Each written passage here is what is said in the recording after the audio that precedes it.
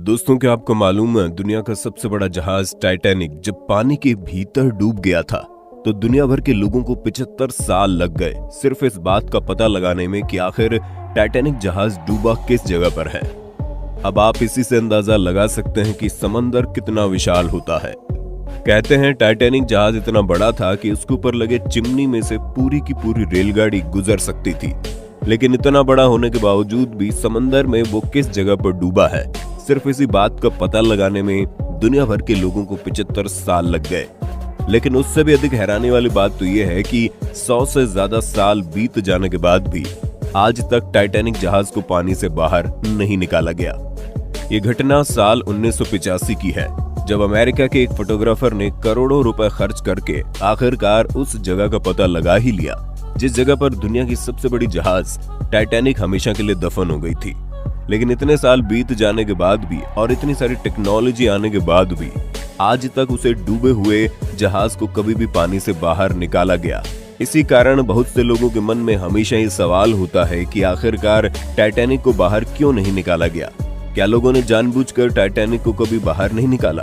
तो दोस्तों, सबसे पहले तो आपको बता दें, टाइटैनिक जो कि पूरी दुनिया का उस वक्त का सबसे बड़ा जहाज था, उसका वजन 1,43,000 टन से भी ज्यादा था।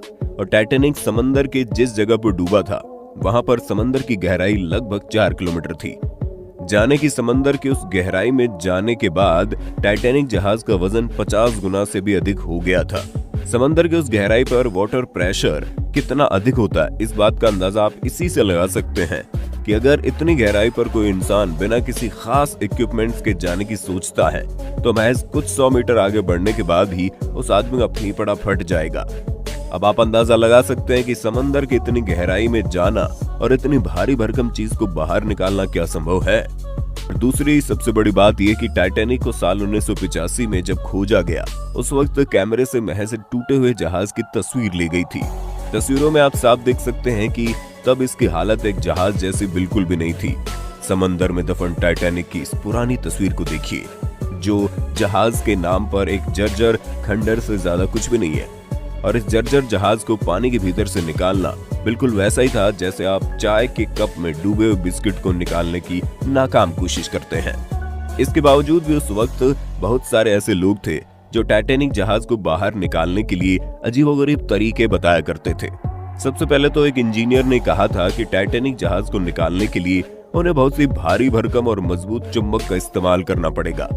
लेकिन अफसोस, आज तक हम इंसानों के पास ऐसा कोई मैग्नेट या फिर कहीं चुंबक है ही नहीं जो इतनी भारी भरकम जहाज को 4 किलोमीटर की गहराई से बाहर निकाल सके। एक और अजीबोगरीब सुझाव तो तब देखने को मिला जब एक इंजीनियर ने कहा कि पिंग पोंग बॉल की मदद से टाइटैनिक को बाहर निकाला जाए। हाँ, बिल्कुल सही सुना आपने, हम उस light weight ping pong ball की ही बात कर रहे हैं। उस वक्त कहा गया था कि अगर टाइटैनिक को पिंग पोंग बॉल से भर दिया जाए तो उस भारी भरकम जहाज को ऊपर लाने में आसानी मिलेगी।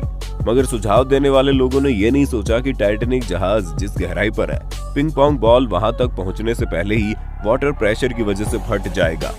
वहीं एक इंजीनियर का कहना था कि टाइटैनिक जहाज को बाहर निकालने के लिए हमें बड़े बड़े बलून का इस्तेमाल करना पड़ेगा। जी हाँ, हम उसी बलून की बात कर रहे हैं जिसे आप हॉट एयर बलून के नाम से जानते हैं। उनका कहना था कि अगर हीलियम से भरे बलून को टाइटैनिक के साथ बांध दिया जाए तो वो जहाज को अपने आप ऊपर ले आएगा, यानी कि वो बलून को हॉट एयर बलून की तरह इस्तेमाल करना चाहते थे। अब आप अंदाजा लगा सकते हैं कि महज 4 से 5 लोगों को उठाने के लिए इतने बड़े हॉट एयर बलून का इस्तेमाल करना पड़ता है। ऐसे में लाखों टन वजन को उठाने के लिए कितना बड़ा हॉट एयर बलून की जरूरत पड़ती। यही वजह है कि इस आइडिया को भी बुरी तरह से नकार दिया गया। कुछ सालों बाद इंग्लैंड का एक और इंजीनियर सामने आया और उसका कहना था कि बर्फ की डेंसिटी पानी से कम होती है। यही वजह है कि बर्फ हमेशा पानी के ऊपर तैरता रहता है। उसका कहना था कि अगर टाइटैनिक जहाज को पूरा का पूरा एक आइसबर्ग बना दिया जाए तो अपने आप पानी के सरफेस पर आ जाएगा। वो इंजीनियर चाहता था कि टाइटैनिक जहाज के चारों तरफ मौजूद पानी को जमा दिया जाए और ऐसा करने पर वो लिक्विड नाइट्रोजन का इस्तेमाल करना चाहता था। और आपको जानकर हैरानी होगी, इतने बड़े एरिया को बर्फ बनाने के लिए उस इंजीनियर को कम से कम 5 लाख टन लिक्विड नाइट्रोजन की जरूरत पड़ती। और उससे भी अधिक हैरानी की बात ये थी कि समंदर के उस गहराई तक लिक्विड नाइट्रोजन को ले जाना ही असंभव था। यही वजह है कि यह आइडिया भी बेकार हो गया। इसके बाद एक और इंजीनियर सामने आया उसके कहना था कि सबसे पहले रोबोटिक मशीन को समंदर के भीतर भेजकर टाइटैनिक जहाज को अच्छी तरह से साफ करना पड़ेगा। ऐसा करने से टाइटैनिक जहाज का वजन बहुत कम हो जाएगा। इसके बाद टाइटैनिक जहाज को एक हाई क्वालिटी के वायर से बांधना होगा और उसके बाद दुनिया के सबसे मजबूत सबमरीन का इस्तेमाल करते हुए टाइटैनिक जहाज को बाहर खींचना होगा।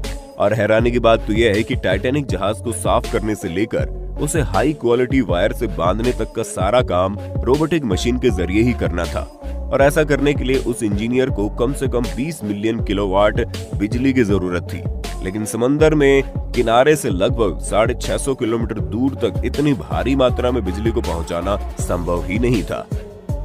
ऐसा करने के लिए उन्हें बीच समंदर में एक पावर हाउस बनाना पड़ता, जिसे बनाने में करोड़ों रुपए खर्च हो जाते और टाइटैनिक जहाज को वहां से निकालने के बाद वो करोड़ों रुपए का पावर हाउस किसी भी काम का नहीं रहता।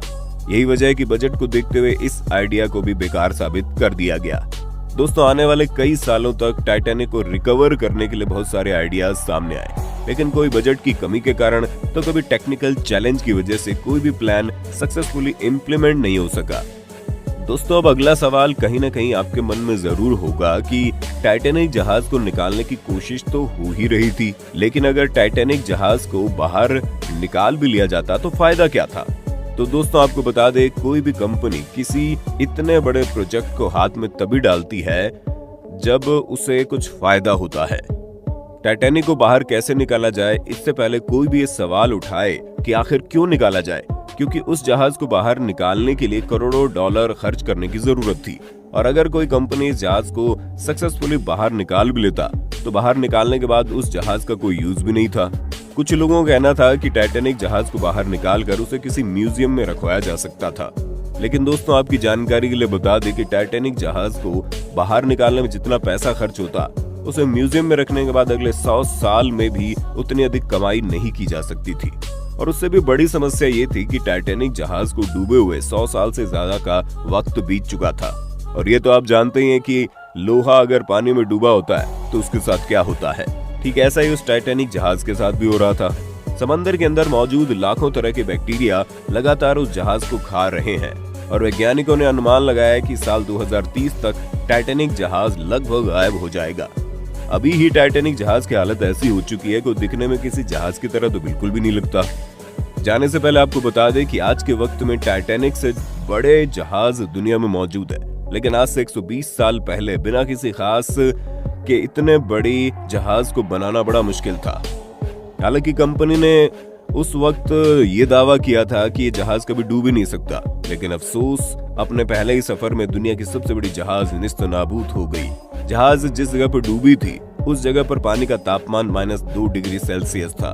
जिन्हें तैरना नहीं आता था वो डूबकर मर गए और जिन्हें तैरना आता था वो ठंडे पानी की वजह से अपनी जान बचाने में नाकामयाब रहे।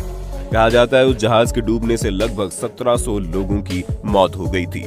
शायद आपको यकीन ना हो, लेकिन आज से 120 साल पहले इस जहाज को बनाने में लगभग $75 लाख का खर्च आया था।